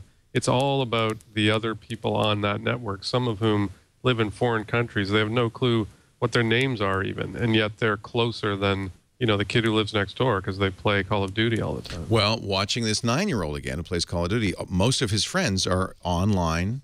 They're his age. Yeah. And he's got the headphones, and he's talking to them. And they like talk about real stuff like friends do. Yeah. Their life. While My they're nephew does the same thing. Yeah. And he was talking to one kid, and the kid said, "Where are you?" And they'd been playing for months, I think, online. Didn't even know where he lived. So he said, Kingston, which is a town in Ontario. And the kid says, Kingston, Jamaica? Because that's the only Kingston he'd ever heard of. I mean, that's awesome, really. I don't think he knows where Canada is. You know, a lot of people say, "Oh, you see, this is the problem with the generations today. They don't have real friends. They live in a screen world." But I don't think that's necessarily bad. I mean, that's just new. It's different. And in some ways, I think it's amazing that people know people now all over the world, and you could get to know somebody talking to them on the phone or on the headset, right? Yeah, I think it's. You're a young person. What do you think? Well, I think for a lot of people, it's a replacement for telephone calls. You get on with your closest friends, and you're talking to them over the headset. You don't have to meet some. Do you have to meet somebody to be buds with them? I don't think so. Share a beer? No. By the way, Mark, you're not going to get to be the kid anymore because you're too old. We're going to get a young person now. Mark, you were how old when you first started writing for the LA Times? You were just very young. 19 or 20. Yeah. Yeah, and now you're 24, 25? 25. Yeah, see? It's over. Quarter century, Mark. We need to find a new kid. How old are you, Chad? 23. All right, get out of here, Mark. No. People often say, why don't you have young people represented on TWiT? And I say, because I'm an old fart. That's why. It's my show. Get out of here, you punk. Let's see here. We're going to take a break. Come back with more Harry McCracken from Time.com and Technologizer. You splitting your time? If you go to technologizer.com, you'll land inside time.com. Yeah, that's what I thought. Section that's just my stuff. You write a lot more. Your time has taken up all your time, so to speak. And I also write for the magazine and do features and whatnot. You know, the only thing that bothers me sometimes is that I can't read the whole article because I'm not a Time subscriber. That's only for the stuff I write for the magazine, which is maybe about 4% of what I write. Okay. It did happen to be true for that Nintendo story. Yeah. But then most of the time you can go and you can see the whole thing. Almost everything I do original for online. Oh, that's good. Okay. And what's going on with Bloomberg Business Week these days, Mr. Mark Milian?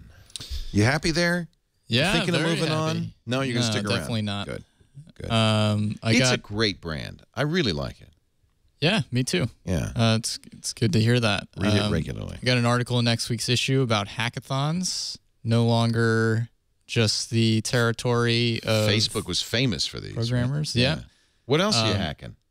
So I went to a hackathon for cheeseburgers about poop. It was a poop hackathon, and I don't know where to go from there. Ways to deal with poop to improve sanitation in Ghana. Yeah, that's better. Yes, than poop. I don't want to hack poop. But ways to hack removal of it. Yes. Poopathon. Do they call it the Poopathon? That's a good name. You should consult with their marketing department. Lollapaloopa? Lollapapoopa? No. Yeah, so it's the design firm IDEO. They work with Apple and I love IDEO. RIM and others. Yeah. Yeah, they're trying to fix the world now. Yes. So they have a nonprofit arm, and they've done some work on building a toilet service in Ghana, and social educational tools, internet tools for people in Ghana using cell phones and Facebook. I also went to a lawyer hackathon where they got a bunch of lawyers together. We need that. Was this the one that Richard Stallman was at? Because there was a conference that Richard Stallman was at to figure out what's wrong with software patents. We need stuff like that. Yeah, it wasn't. We get all the minds together. This was about privacy policies. Same thing. Yeah, like we need to figure. The world has changed faster than the law can keep up with, and we need to figure this out now, fast. Yeah, it's true. So the concept of this hackathon was to get experts in the law together to read through privacy policies, come up with better solutions. But also there was products that came out of it. For example, these stickers that would, little icons that would appear on the top of websites, so you instantly know, whether they're tracking you, how long they're keeping your information. That's good. Sort of like nobody reads through privacy policies, but maybe just if there give were us a few icons. Simple thing that we understood. Yeah, quickly grasp. I'm chasing you around everywhere you go. By the way, we're going to talk about Patrick Leahy. I got my eyes on you, Patrick, and apparently he's got his eyes on us, so it's even. We'll talk about a bill that is going up in front of the Senate this week that is going to just frost your marbles, but that's coming up. And also, I wanted to Lotus. I didn't know they went out of what happened there. This is from Harry's Technologizer blog. Yeah, IBM decided to retire that name after 30 years. Wow. Was it? I have to admit, Lotus 123 loved. Still hit / key sometimes when I'm trying to use Excel. Lotus Notes. Lotus Notes, not so much. And we had to use it as Ziff Davis, and it was kind of like horrible. It was like email, but like broken. Yeah, my brother, he just left an accounting firm, but they were still using Lotus Notes as of. You know who uses Lotus Notes? Howard Stern. Why? It's like, why suffer like that if you don't have IT people tend to be fans of Notes, or at least they were for a very long time. But Lotus also did, get ready for this. Remember CC Mail? Improv? I have somewhere a box this big for Improv. Magellan, Jazz. They did a lot of cool stuff. I mean, there was a time before Microsoft Office, Symphony, there was a time when they were synonymous with productivity software, and they did some cool products. Those were the days, my friend. All right, now that you mentioned poop, I got to go to the bathroom. So let's find out. Overshare. Too much information. Let's find out what's coming up on the week ahead, Mr. Tom Merritt. Hey, welcome back, Leo. You look tanned, rested, and ready. It's good to have you back. Here's a few of the things we'll be keeping an eye on in the week ahead on Tech News Today. Tuesday, November 27th, a couple conferences. WEMA NFC USA. That's a near-field communication conference in San Francisco. Also, Amazon holding their first global customer and partner conference for Amazon Web Services, AWS Re-Event. And Ignition Future of Digital happens in New York. Wednesday, November 28th is CloudBeat in Redwood City, California. And Friday, November 30th, the Nintendo Wii U launches in Europe, and Facebook and Windows 8 Hackathon kicks off in Palo Alto. That's a look at what's coming up in the week ahead. Back to you, Leo. Previously on TWiT. Before you buy. It smells funny. I don't like the smell of it. It smells like... I'm trying to figure out if it's like perfume and cough syrup fused together or something. Is this something you normally do? You smell your keyboard? I always smell my products before I use them. True story. Frame rate. Increased doughy wimpification of the governor and his little romance with Andrea. What are you, the He-Man Women's Haters Club? He can't have a relationship? You can't find love, Brian? It's not the governor! This week in computer hardware. It's like the worst feeling in the world for me. It's like, oh yeah, I'm getting CES meeting requests already. And I'm like, ugh. I got my first 3 weeks ago and I just started twitching. I'm like, this is way too early. October is too early for CES 2013. Ham Nation. This is an old cassette recorder with a George Wright pipe organ tape in it. And I take some wire clips, plug it into the headphone jack, and actually put that audio down the coax line, and I put those clip leads to the other end, and if I hear George Wright pipe organ music, I got the right coax. What do you think, George? Is that kind of silly or what? TWiT. Tech just like you like it. See that Ham Nation thing? I think that's when people hear, oh, you're doing a technology network, they think that's what the whole thing is all about. Well, then I pie-boarded the banana clip over to the... I love that. How often do you get electrocuted doing that sort of stuff? I don't know, because I don't do it. I don't play... I'm a ham, and we have this ham here over here. And that's the main reason I don't do it, because I'm afraid of getting electrocuted. It's a dangerous sport, being a ham. So there are a number of things people can get upset about this week. Just pass this along to you. The UN, the International Telecommunications Union, is going to have a meeting. And Google's upset. Everybody seems to be upset because they're afraid that the UN is going to take over the internet. I don't know if this really is the issue. This sounds almost like black helicopters, because when you say UN, that's a hot button for some people. Like, oh, the international lawyers' conspiracy or something is going to take over. And, you know, Google's got their tinfoil hats on, too. They put out a statement saying, you know, these governments shouldn't be getting together without the companies and the stakeholders being present here. Well, first of all, I would like to point out that the U.S. does not own the Internet, right? This is true. We invented the TCP/IP protocol through with help from the Defense Department, but the World Wide Web, which most of us consider like the key thing in the Internet, was invented by a British guy in Switzerland. And the Internet is, in fact, a global thing. So, you know, for a long time, it was, in fact, the Commerce Department that kind of regulated the Internet through ICANN. Who should regulate the Internet? Should there be an international body? The ITU does a lot of this. Because they're the International Telecommunications Union, and it is a UN body. But I don't think that this is... In fact, Michael Geist, who I really love, he's a Canadian... you probably... Do you know Michael, Mathew? All you Canadians know each other. Yeah, I do. Yeah. No, we're good friends. So you will, I'm sure, vouch for him. Completely trustworthy in this regard. Very astute, yeah. He says that the UN Internet takeover rumors mask a bigger problem. You can read about it on his blog, and this actually goes back to June, but he had a recent post on, I can't remember, some newspaper, and The Star. That's right, the Toronto Star. The Toronto Star. So the Globe and Mail is like the big newspaper in Toronto.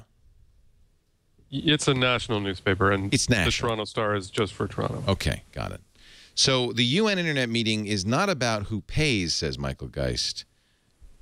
No, it is about who pays. It is about who pays, not who rules. And this is, so don't get fooled by this whole notion that the UN wants to run the Internet. What's really going on is the European Internet service providers, through a group called Etno, wants to change the way the Internet works. So right now it's a peering model. The sending, they want to replace that. So right now, okay, correct me if I'm wrong, because you guys probably understand this better than I do, but the idea is that I pay for an on-ramp to this big data pipe, the backbone. I pay my internet service provider, and they pay some money to get on the backbone and so on. Google pays their internet service provider to be available on the internet and with servers. So we've all paid our internet service providers. The data can now flow between us. The problem is, I remember AT&T was bitching about how much data Google uses and said, Google ought to pay for access to our subscribers. It's effectively double dipping. They want me to pay them, my internet service provider, for access to the outside world, but then they want Google to pay for access to me as their customers. This is called the sending network party pays model. And I can see when you have something like Netflix, which uses 40% of all primetime data now in the U.S., people watching movies like crazy, that you might want to say, well, gosh, Netflix should pay to access our customers. But here's the problem. You don't want this as a customer. You don't want some providers to have more access to you because they paid Comcast or Verizon for your access, and some to have, and I'll tell you who really is worried about this is me, because I'm not Netflix or Google. Google can afford to pay a little extra to get YouTube to everybody, right? But I can't. And I'm on the free and open internet, and I want a free and open internet so that you can watch our podcasts, you can watch our video. And if Verizon then says, well, if you want to access our customers better, you ought to pay us. So this scares me, this idea of sending network party pays. That's a scary model. Etno's asking for that.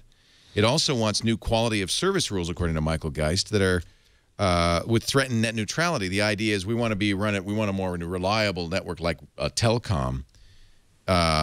It would threaten the idea that all internet traffic is created equal. So Geist, and I think he's absolutely wonderful, says you're getting distracted by this idea that UN's going to run the internet. That's not the problem. Watch out for these ISPs who are making a power play and threatening net neutrality. I hope that the ITU understands that and doesn't go for it. You guys are completely silent on this. I tried to explain this on the radio show too, and that's exactly the reaction I got. I think Michael makes a great point. You know, it's it's one thing to say the UN is going to take over the internet. Obviously, we don't really want that. But I think this danger is more realistic. Yes. Which is that the ITU and its members are trying to use this as a way of, filling their own pockets. The telecom companies that are members of this union, that's what they really want, is to squeeze more money out of ISPs and users. Yeah. And also, what's wrong with an international body regulating the internet? Who should internet? Not the U.S. Commerce Department.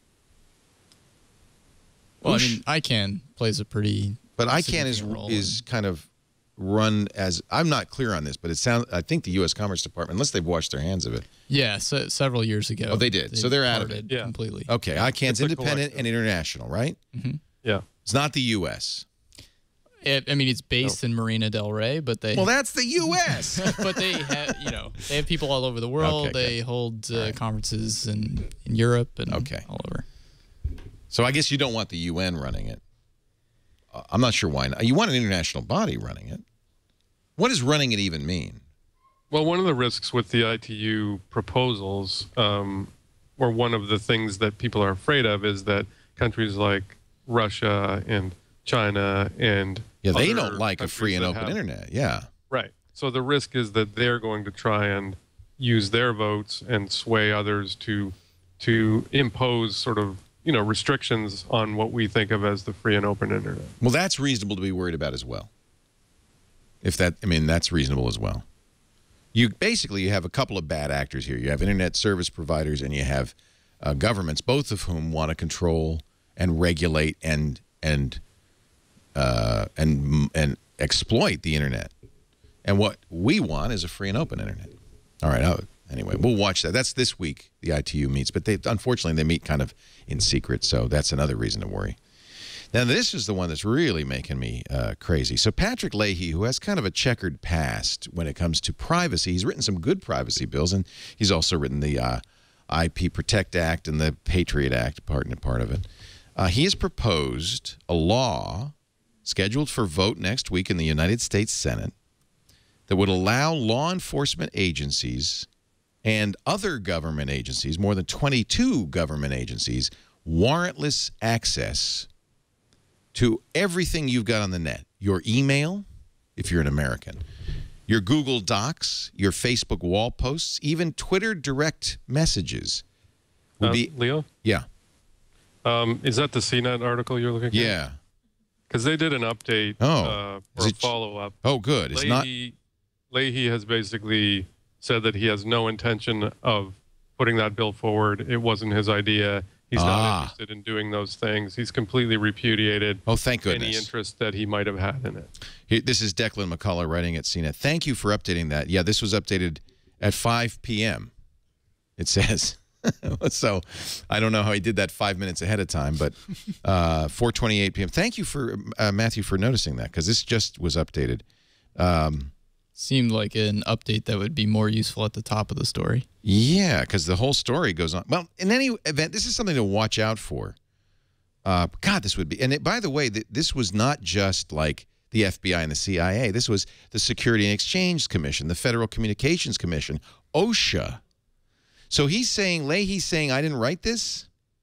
He's saying he never pushed for that this was a document that was presented for discussion, but it wasn't. These weren't his proposals, and he had no intention of supporting them. That sounds That's apparently convenient. What he's saying. Yeah. That sounds like he says, this. Maybe they floated a little trial balloon. Hey, would anybody notice if we did this? Oh, they did. I didn't mean it. All right. Well, let's keep an eye on that one, because that is exactly what they want, right? They want emergency powers, and they're getting closer and closer to that. Already, go ahead. I think some of that fear, about that sort of thing came up during the Petraeus thing as well. Well, exactly. I had any number of people say to me, if the head of the CIA can't keep his email secret, then who can? Well, apparently what happened is in this investigation, the FBI asked permission from Google, or maybe subpoenaed, or maybe even they had a warrant, we don't know, and said to Google, we want to see Petraeus' personal Gmail. This is Now, they have a national security issue, and I think that they probably, in this case, because he is the director of the CIA, they wanted to see if he had released any secrets in his Gmail. But, of course, in the process, the scandal erupted, and he had to quit. But I don't think that that's unreasonable. If you're the director of CIA, you don't have the same expectation of privacy in all likelihood that I do. Nevertheless, it just shows you with the proper piece of paper, people can read anything you put on the net. Google may, you know, I mean, they may try to fight for your privacy, but if it comes down to it, they're going to adhere to the laws in the U.S. just as they adhere to the laws in China. One more thing you might want to get burned about with Good, Facebook. please, because I'm ready to get angry. Facebook said they're planning to change their privacy policies. But I couldn't figure out what that meant. What are they doing? Their terms of usage. They, you know, a couple years ago, they had introduced this this measure where if there was enough feedback to a particular proposed change to their legal documents, their terms of use and privacy policies, then they could put it up to a vote with the users. And if enough users voted, which they never did, but if they did... Because they didn't tell us. Yeah. They left it in the... There was protected by a leopard, I think, in the basement, right? Well, they also said they needed 30% of their users. That's 300 million. People. Yeah, okay, that's going to happen. So they did change it, or not? Or they're going to change it? They're planning to change it. Yeah. And is it changing it in a bad way? Well, they're just taking away that sort of voting aspect to it. Oh. Which was kind they're of setting up a helpline. If you want to send an email, you can send You're an allowed to email. be upset about it if you did vote in the past, and if you didn't, you really shouldn't complain. Or you just can quit Facebook, guys. Nobody makes you use Facebook, right? Except your parents, friends, family, high school girlfriend. But other than that, no, but you don't have to use Facebook, right? Vote with your feet. That's a vote. Get out of there.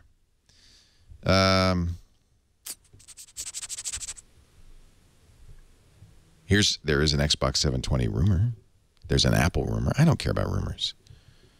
The Color app, they got $41 million in venture capital. They ended up shutting down. And who bought their assets? Was it Apple? Apple bought some stuff for a few million. Some folks for like $8 million. Yeah. I'm bored. I'll tell you what. Let's take a break and come back with a final word with Mark Milian of Bloomberg Business Week. I had to do it once. Bloomberg I believe that's Business the Week. second time. Twice. I had to do it twice. 3 times, actually, if you're counting. Harry McCracken of Time.com. I can't do anything with that. Technologizer, I could do something, but Time can't do anything with that. It's Time. Crisp and simple. Crisp and simple. And from GigaOM, the redoubtable Mathew Ingram. I don't even know what that means. I think it's good. It is good. I believe it's good. Our show today brought to you by Audible.com. And I just want to thank Audible because I had a 14-hour plane flight to Australia and a 14-hour plane flight back from Australia. And if it weren't for audiobooks from Audible, I probably would have punched the person next to me who was a 9-year-old child. So that wouldn't have been very good. Audible is a great way to pass the time when... Now, I always say reading. You're not reading, I understand. You're listening, but you're listening to the greatest books, over 100,000 titles. I listened to Pete Townsend's autobiography, Who Am I? Who I Am. And then I just started, and I'm really enjoying it, No Easy Day, which is the SEAL Team 6 recount of the story of shooting Osama bin Laden. It's really dramatic. You got to admire those SEAL Team guys. It's good. I listen to the gym. It makes me, because he talks a lot about, like PT and as a SEAL team member and all the sit-ups they have to do and the runs and so I'm working in the gym and it makes me feel like, gee, this is nothing. I should really probably lift a few more pounds on this. A very good book. Lots of good books on here, and I'll tell you how you can get a couple for free when you visit audible.com/twit2. If you're not already a member, and I doubt there's anybody listening who's not because I talk about it all the time, but if you're not already a member, go to audible.com/twit2, and you can sign up for the Platinum plan. That's 2 books a month, but your first month is free, and your first credits are free. You can cancel at any time, but the books are yours to keep forever. 2 credits coming your way, audible.com/twit2. Boy, I don't know what to recommend. I would recommend that No Easy Day. I'm not sure, unless you're a big Who fan. The Pete Townsend book is a lot of, it's one of those things where a lot of names and a lot of people that you don't really care about. But there are some juicy stories in there. If you've not read The Hobbit yet and you're going to go see the movie, please don't see the movie until you've read the book. You would be doing yourself a big disservice. They have a variety of J.R.R. Tolkien books on Audible. Some of them readers, some of them acted out. This is a great one. Rob Inglis narrates the book as written. And you can get this for free. The Hobbit. Bilbo Baggins, that is, was the fabulous Belladonna Took, one of the 3 remarkable daughters of the old Took, head of the hobbits who lived across the water. I'm just going to get this because my mom read this to me when I was a kid. I love this book. You must have all read it by now. But if you haven't, don't go see the movie and get the book spoiled. The book is the book. Read the book, then see the movie. I am excited about the movie, though. A lot of great books on here for kids, for adults, fiction and nonfiction. I listen to business books, classics. I listen to a lot of history because I love history. Audible.com/twit2. Pick 2 books. You got 2 credits coming your way and enjoy them. And let me tell you how you can get a 3rd book. If you go to audible.com/Sanderson, they still have Legion available for free for anybody. If you're already a member, if you don't even want to join, you just want to see what it's like to listen to an audiobook, this is a really good novella by Brandon Sanderson. It's at audible.com/Sanderson. Legion is fantastic. I have to say, I love that. I ate that up before dinner on the plane, actually. It was easy. Audible.com/twit2. See these reviewers in sci-fi fantasy too. That's fun. You can see who likes which books. It's really like a fun bookstore with the best audiobooks. You only get one you have one job, here's suggestions for first audiobooks. This is so great. Oh man. Makes me want to read more. And that's what's great about Audible. It'll make you want to read more. Audible.com/twit2. We thank them for their longtime support of the Twit Network. Let's see. I'm looking through our list of all these. See, this Chad Johnson works so hard. He puts a list together of all the things that happened while I was gone.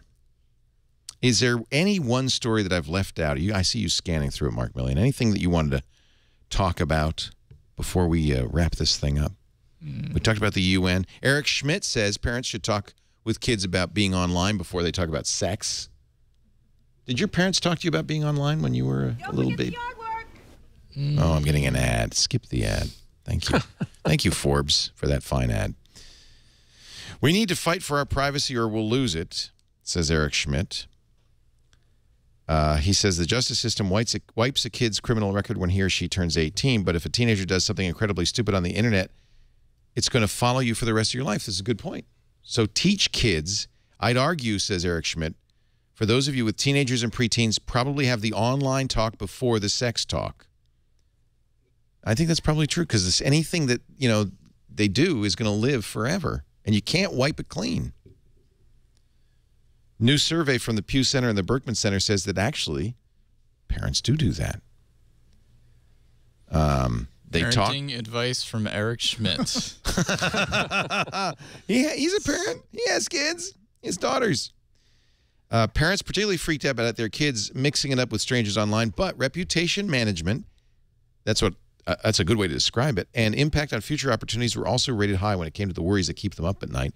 And across the board, parents are worried about the information advertisers are collecting from their kids. Good. And they're telling kids what to do. Those parents who understand the internet. Anything else? Did I leave anything else? Richard Stallman on software patents. He said, just get rid of them. He said, you can do it. RDO has launched Video. Have you tried it? Anybody tried that? Yeah, it's private beta. I haven't seen it yet. Yeah, that's interesting. It's a video kind of RDO. Thanksgiving Day retail traffic, 71% up. I think that's online, right? Were there big lines at these Black Friday? Walmart used to be their big crowd out there at 3 in the morning. There'd be people killed in the rush to get. I was just reading there was a guy killed. One guy. Yeah. There was somebody who pulled a gun at a Sears and the other guy hid behind a refrigerator to get out of the line of fire. Did you shoot the refrigerator? He didn't actually shoot. But those are isolated instances, because I think it's not as bad as it was, because I think as more people are buying online. Online traffic increased 71% in 2012 versus 2011 as the top 500 retail sites received more than 181 million total visits on Thanksgiving Day. So forget Black Friday. Or maybe this is people planning their assault. No, it's Amazon, too. I mean, Amazon got a lot more traffic. 16% increase. 92% day-over-day increase in Walmart. 80% at Target. Best Buy, 104%. Sears, 90%. Thanksgiving Day, the third highest transaction day in 2011. Probably number 1 in 2012. Thank you. That's from Experian. They know. Mathew Ingram, thank you so much for being here. I appreciate it, Mathew. I know it's getting late in Toronto. Is winter hit yet? Is it cold there? It actually just hit yesterday, I think. It had been really warm, and then all of a sudden, whammo, it was 0 and snowing. So It'll do that. It'll do that. Well, I appreciate your being here. GigaOM.com is absolutely a great. I'm really thrilled to have 3 really prestigious tech journalists on here with me. It's nice. Harry McCracken, Time.com. That's where the Technologizer site will now lead you. Great to have you. Appreciate your making the trip up. And always a pleasure. Same to you, Mark Milian. Great to see you again. Good to see you too. And I thank you all for being here. I missed you. I'm glad to be back. Thanks once again to my fill-in hosts, Sarah Lane and Father Robert Ballister, who did great jobs. I'm sorry I missed the All Tech TV twit. That would have been fun. I'll have to watch that one. If you didn't see it, that sounds like a lot of fun. Martin Sargent, Sarah Lane, David Prager, and Kevin Rose, who didn't show up. Oh, yeah, you gotta. We do TWiT every Sunday, 3 p.m. Pacific, 6 p.m. Eastern Time. And that is 2100 UTC. And I'm going to start saying Australian times now, because I know that it is 5 hours earlier there. So it's 10 a.m. Sydney time. Sunday morning. No, 10 a.m. Monday morning. That's the problem. It's the dateline thing. It's a different day in another country. 2200 UTC. All right, thank you. Thank you for joining. Thank you for joining me. And I hope you'll come back, watch live next week. If not, don't forget we always have on-demand versions of all of our shows available on our website, twit.tv. Yes, sir, Chad Johnson. And we're coming up on the end of the year, so if you would, submit your favorite picks of moments during the show. It could be any show whatsoever. And you can submit those at twit.tv/bestof. Best of. Okay. Twit.tv/bestof. So we're going to do that. We're not going to do it with all the shows, but I think some of the big shows we're going to do that. And also, I hear we were nominated for some sort of award, the IATW. Yeah. Interactive Association. WTV, I think. Of Web TV. Right. IAWTV. It's from the UN, isn't it? I want the UN to run Web TV. I'm not afraid to admit it. So I guess we'll find out at CES whether we won. But we were nominated for news, best news show. Best news show, and then you were nominated for best host of a live show. Wow. Yeah, so you have 2 nominations. Thank you, Mark Milian. It's very kind of you. The International Academy of Web Television. It's an academy. Wow.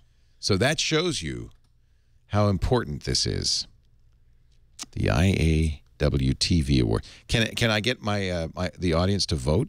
Look, Felicia Day. I believe it's actually done by an academy. So, oh, damn. So unfortunately, we have such a good audience that we can win it. We can win any award if I can get the audience to vote. This is amazing. Well. Hey, thanks everybody. We'll see you next week. Another TWiT. He's in the can.